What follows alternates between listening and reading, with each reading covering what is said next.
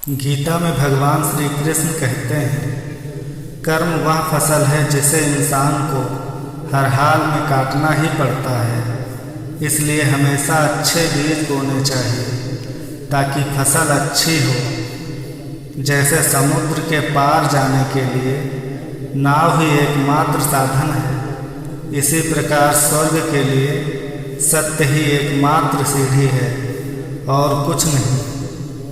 धरती पर जिस प्रकार मौसम में बदलाव आता है, इसी प्रकार जीवन में भी सुख दुख आता जाता रहता है। तुम्हारी तस्वीर खींची थी मैंने, अब ये तस्वीर खींचती है मुझे। व्यर्थ की चिंता और भय एक रोग के समान है जो आपकी आत्मीय शक्ति को छिन्न करती है। जैसे जल द्वारा अग्नि को शांत किया जाता है, वैसे ही ज्ञान के द्वारा मन को शांत रखना चाहिए। धैर्य होना अत्यंत आवश्यक है। माली यदि किसी पेड़ को 100 घंटे से भी सींचते हैं, तब भी फल मौसम आने पर ही मिलते हैं। आपके भीतर के अवगुणों से आपका महत्व कम नहीं होता, बस उनसे मुक्त होने का और संसार की भलाई की ओर प्रस्थान करने का प्रयास कीजिए। अगर आप किसी को छोटा देख रहे हो, तो आप उसे या तो दूर से देख रहे हो या तो अपने भीतर के अहंकार से।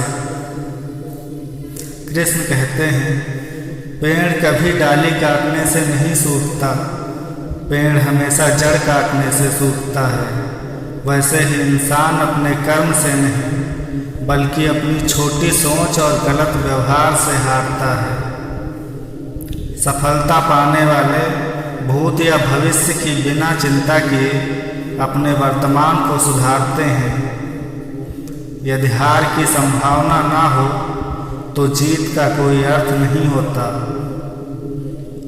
तुमने दुख को कमजोर मान रखा है, वरना तुम जो कर सकते हो वो कोई दूसरा नहीं कर सकता। बुराई को देखना और सुनना ही बुराई की शुरुआत है। समय के साथ बदल जाना बहुत आवश्यक है, क्योंकि समय बदलना सिखाता है, रुकना नहीं सिखाता। प्रेरणा का सबसे बड़ा स्रोत आपके अपने विचार हैं, इसलिए बड़ा सोचें और खुद को जीतने के लिए प्रेरित करें।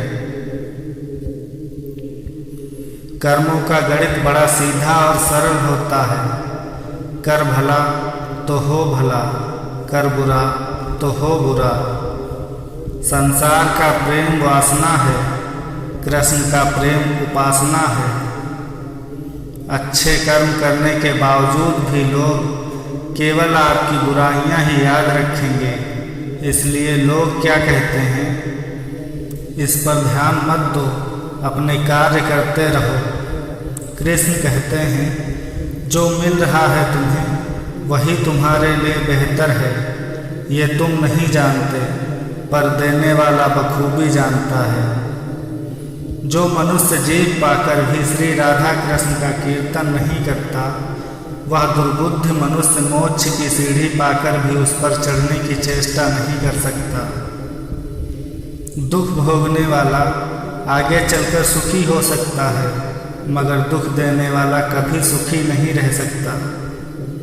अपने अंदर करुणा रखो, आवेश नहीं। मेघ की वर्षा से पुष्प खिलते हैं, उसकी गर्जना से नहीं। गलत व्यक्ति जितना भी मीठा बोले, आपके लिए बीमारी बन जाएगा, और सच्चा व्यक्ति कितना भी कड़वा लगे, एक दिन औषधि बनकर काम आएगा।